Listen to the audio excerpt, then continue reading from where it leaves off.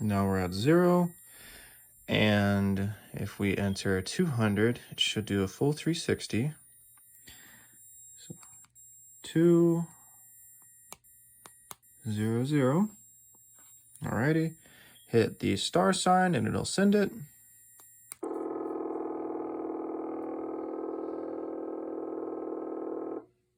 There we go. And if we hit pound, it'll clear. Now let's do a small value like 100 and then send it. You'll see the lights flicker or turn on. They turn on for 1.5 seconds instead of just 1. And that is my ECE376 project.